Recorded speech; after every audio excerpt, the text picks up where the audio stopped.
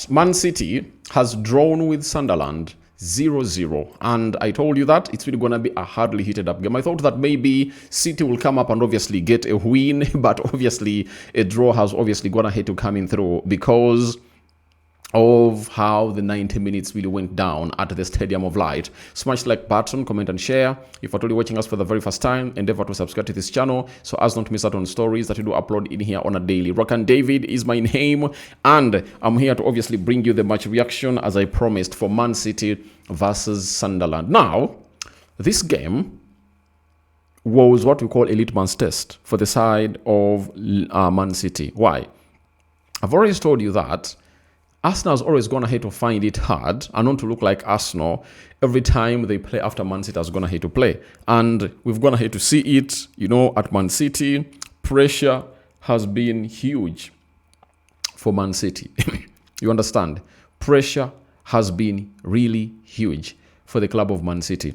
And it resulted into them not really looking like a side that can obviously come in through. Even when they brought on Rodri, you saw to it that things couldn't obviously opt out well for this side. And I want to let you know that it was really a hard game for City, and they couldn't obviously break down that defense of a team called Sunderland. Amidst them having close to 70 players out as Sunderland, they had all what they had, and they really did the needful to put up a very huge shift into this particular game of football to force a 0-0 draw in there for you. So City have missed out on an opportunity of closing in on Arsenal, as you're going to see on the league table. You get, but again, it takes you back to what people have gone ahead, obviously blame Mikel Arteta, that it's very hard to break down teams. It depends which team you're really playing, A team like Sunderland that really has experienced guys will obviously give you hard time. I tell you. It will give you hard time, like they've gone ahead to give to the side of Arsenal. Remember, it's Sunderland that obviously put Arsenal's winning run to a stop, and they went ahead to score 2 goals and put 2 goals past Arsenal, and it shows you exactly how Arsenal came in through and obviously tried to take away the game, and Sunderland was like, you are not taking it anywhere. You understand? So that is how everything really went down at the Stadium of Light. Haaland, was ghosting in the game, and Ryan Xhaka, oh my God, he was nowhere. Phil Foden. And I think it was all about what the manager went ahead to do, playing Phil Foden in the mid-3, not in the number 10 role that he has always gone ahead to play him as a left or right number 10, and I saw Savinho being played off the left. So my problem with Pep most of the times is that he overcooks,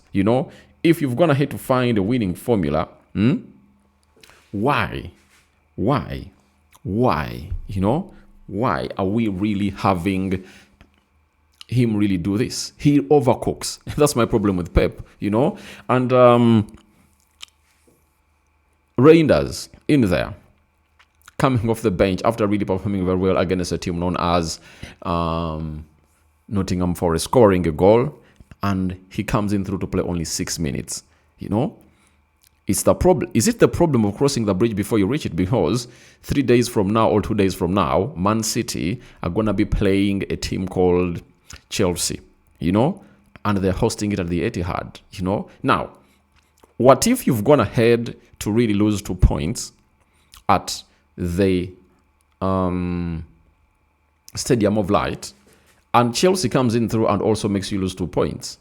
Do you know that if at all Arsenal wins their next game against Bournemouth and City draws, Arsenal will be very many points ahead of City. They might go 6 points clear ahead of City. So, if I'm Pep Guardiola, all I had to do was let me go and win my game. Because if you're to put out the 2 fixtures on paper, one, the fixture of Chelsea and the fixture of Sunderland, which is the easiest to win? I think the easiest fixture to win is that of Sunderland. Now, field your first team to come in through and obviously get these 3 points. You get? And then you can as well make these changes at the side of Stamford, at the side of Etihad, because at Etihad you'll be even having fans that are obviously going to be cheering you. It's a home game in there, and you will obviously have huge support. But he went ahead to obviously change the team, and he managed minutes in there for you. So to me, I never went ahead to obviously support what the manager really went ahead to do. And I'm like, it was really wrong for him to obviously come up and really make such decisions, because the easiest game for me to win is that of Sunderland. I don't know what you guys think about it, but for me, the game of Sunderland is the easiest for him to win. So, Arsenal fans are really jubilating and excited, because two teams that everyone thought that could obviously be on the trophy and compete with them went ahead to drop points today. Liverpool drew 2-2, and I'm obviously going to be coming up to obviously drop that as well. These are the stats of the game. 8 shots by Sunderland. City had 14. 3 shots on target by Sunderland. 4 shots on target by Man City. 33% ball possession by Sunderland. 67% ball possession by Man City. 291 passes completed by Sunderland. City completed 621 passes. 77% passing accuracy for Sunderland. And City had 90% passing accuracy. 9 fouls by Sunderland and 6 fouls by Man City. Then 1 yellow card to each side. No red cards issued. 0 offsides to the side of Sunderland and 1 to Man City. 3 corners to Sunderland and 5 to the side of Man City. So that's how City really went ahead, obviously enter the new year, and they've gone ahead to draw in there. But they are working hard to bring in Semenyo and maybe really try to improve their forward play, and City they obviously have options that can come up and really get them some huge points in there for you. Now, today, there are games that we have played, and Crystal Palace drew with Fulham 1-1.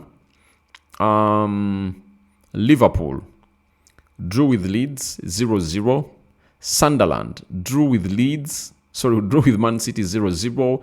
And Brentford has gone ahead to draw with Tottenham 0-0. Guys, have you noted that all the games of football that have gone ahead to be played today have registered draws, and 3 have been goalless draws, and only 1 had goals in it? That is the opener, Crystal Palace versus Fulham.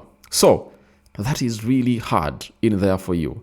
And yesterday we had 3 draws as well. Chelsea, Bournemouth 2-2, West Ham, Brighton 2-2, Man United, Wolves 1-1. You get? We went ahead to register those draws in there for you. And Arsenal went ahead to beat Aston Villa by 4-1, Nottingham 0, Everton 2. So that's how much the 19 million went ahead to go.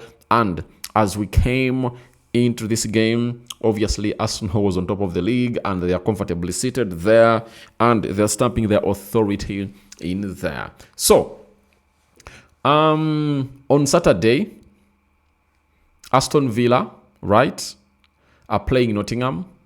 Brighton are playing Burnley. Wolverhampton Wanderers are playing West Ham. Arsenal are playing Bournemouth. Man United is playing away at Leeds. Fulham is hosting Liverpool.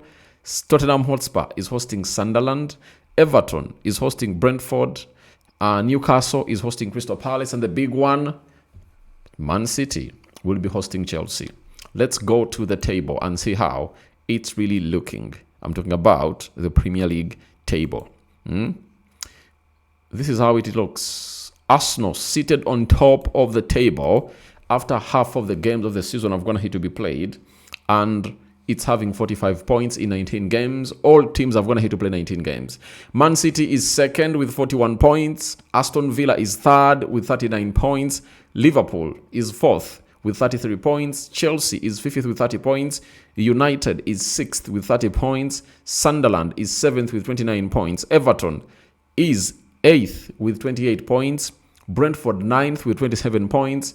Crystal Palace 10th with 27 points in the mix. That's all about a club known as Man City, and that's what they managed to get on match day 19. I'm waiting for your reactions into the comment section below. Rokani David remains my name. I'm out. Bye-bye and good night. We might really meet in the morning.